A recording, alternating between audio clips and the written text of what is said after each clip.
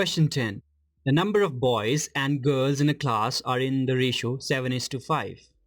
The number of boys is 8 more than the number of girls.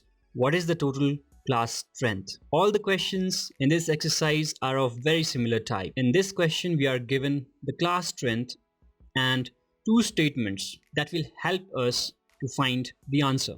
With the same idea as we did question number 9, let's straight away dive into the solution part. Here we are given with two statements. Number first is ratio of boys and girls in a class.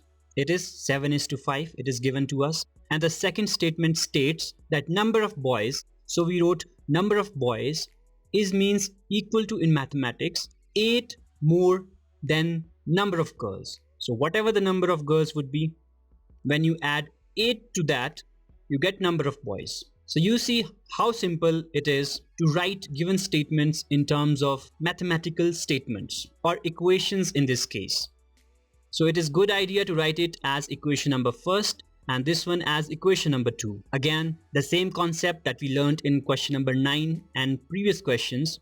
So we write straight away, since the ratio of boys and girls is 7:5, we may take boys to be 7s and girls to be 5s, because this is sign of because in mathematics. 7s ratio 5s is same as 7:5. Why? Because it doesn't change the value of this ratio. Since we can cancel s with s, we again get back 7:5. And why we took small s? Nothing new here. We just took this small letter s from strength, because we have to find strength of the students, that is total number of students in the class. Hence, number of boys equals number of girls plus 8. We just rewrote equation number 2 and now we will plug the values. So how many number of boys we have considered?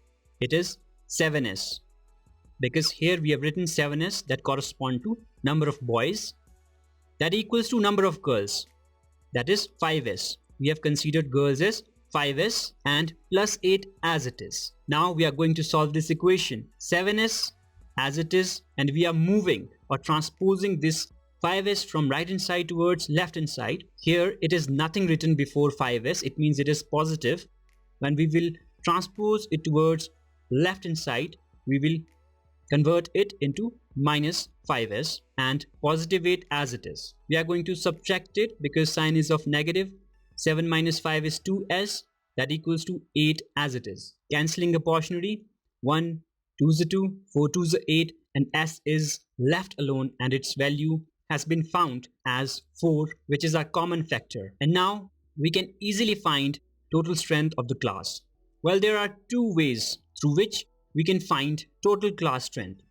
Let's first discuss first one. In this method, we will find the strength of boys and girls individually and we will add them up. Therefore, number of boys would be 7s, s is the factor that we have found as 4, so 7 4s are 28, and number of girls is 5s, and 5 into 4, that is equal to 20. Total class strength would be addition of boys and girls, so 28 plus 20 is 48, and that is our required total class strength. That was your method number first. Let's move to method number 2, because you know ratio gets added up because s is the common factor here. So 7s plus 5s would ultimately give you total class strength, because 7s represents number of boys and 5s represent number of girls. So we can straight away add them up. 7 plus 5 is 12s, that is 12 times s. Nothing written in between variable and its coefficient. It means they are getting multiplied. So 12s basically means 12 times s. That is, we are multiplying s 12 times and we have found s as equal to 4. So 12 into 4 is 48 students. That was method number 2. Quite a fast approach in order to find the final answer. So you see that these questions are of similar type, and this concept of linear equations in one variable is used in our daily lives, as you can see from the questions itself. With this, our question number 10 is completed.